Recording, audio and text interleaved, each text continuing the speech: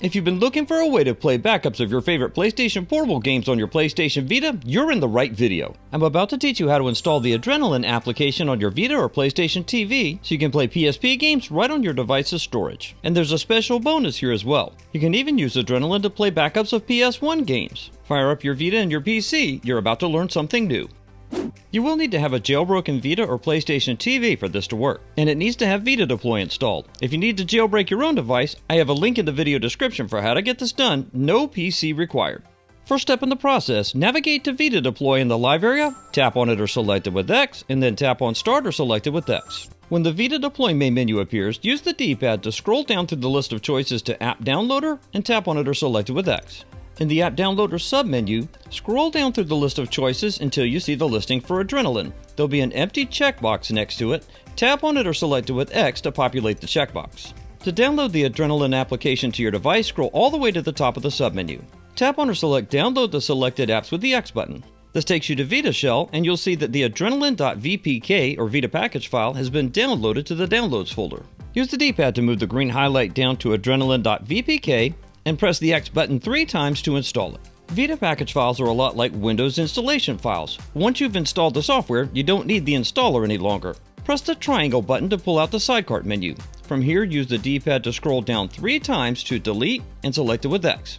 At the confirmation prompt, press X for yes to delete the package file. You're done with Vita Shell for the moment. Press the PlayStation button on your controller or device, then swipe from the right corner down or press and hold circle to go to the Live area. You'll see a new bubble in the Live area for Adrenaline. Tap on that bubble or select it with the X button. Then tap on Start or select it with X. You'll see an on-screen text notification that the 6.61 firmware for the PlayStation Portable is not yet installed on your device. To download this official firmware, press the X button on your device or controller. When the download is complete, you'll be taken back to the Live area on your device. Launch Adrenaline again by tapping on the bubble in the Live area or selecting it with X, then tap on Start or select it with X. Here's the deal, you've downloaded the official firmware for the PSP, but it's not actually installed yet. You'll get a notification that all you need to do here is press X to install the official firmware to your device. Go ahead and press X now. Once the installation process is complete, you'll see a message pop up near the center of the screen, letting you know that the installation is complete and to press X to launch into the PSP's cross-media bar. Press the X button on your device or controller and you'll be launched into the PSP's first-time setup menu. From here, you can set your language, time zone, date and time, system nickname, and confirm these settings. Once you have all of these dialed in, you'll be taken to the Cross Media Bar's main menu, and it will be just as difficult to see in low contrast as it is in the main setup menu. Let's fix that. Navigate to the settings icon in the Cross Media Bar. Scroll down through the listings to Theme Settings and select it with the X button. From the list of submenu options, locate the listing for color and select it with X. You'll see a sidecar menu appear with a list of color options for the themes. Now you can pick a theme that has better contrast and suits your liking. In this case, I'm just going to go with blue because it's easy to read the text, especially if you're watching on mobile. Now that you've launched Adrenaline for the first time, it's set up some key files and folders that you're going to need moving forward. Now it's time to load some content on your device's storage. You can connect your Vita or PlayStation TV storage to your computer in the way that works best for you. In this case, I'm just going to remove the microSD card from the SD2Vita adapter and put the microSD card directly into a PC.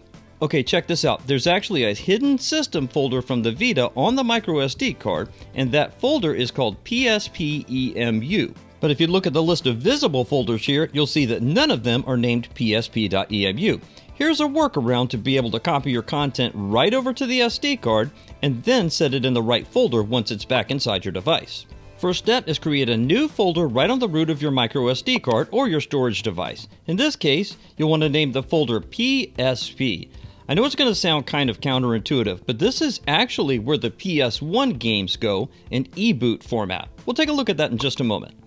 You'll also need to make a second folder here, create it right on the root of the storage device, and name this folder ISO. This is where the backups of your PlayStation Portable games will live. With the 2 folders on the root taken care of, navigate to the folder that says PSP and double-click into it. You'll need to create a new subfolder inside here, and you'll want to name this folder Game, G-A-M-E.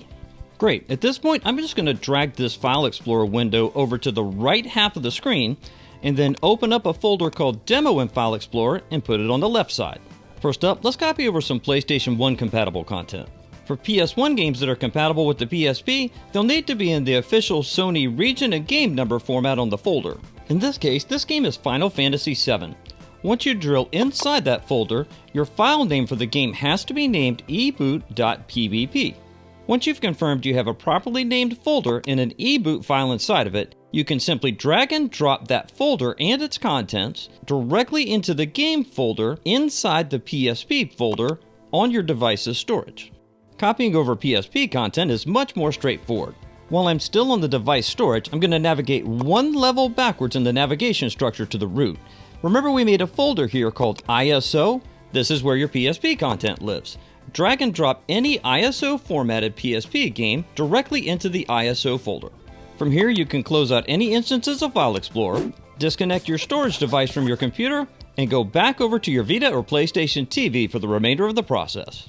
Once you're back in your device's live area, you'll need to navigate to Vita Shell in order to transfer the two folders you created into the proper subfolder. Locate the bubble in the live area for Vita Shell and tap on it or select it with the X button. Then tap on Start or select it with X to launch Vita Shell. When we last left Vita Shell, we were in the Downloads folder. Press the circle button to go back one level in the navigation structure to the root of 𝐘𝐕𝐄, which is your storage device. Remember I mentioned earlier in the video that there's a folder here called PSP-EMU? We need to move those two folders that you created and loaded games into this folder. Here's how that's done. First, scroll down with the green highlight to ISO and press the square button to highlight it. Next, scroll down to the folder labeled PSP and press the square button to highlight it also.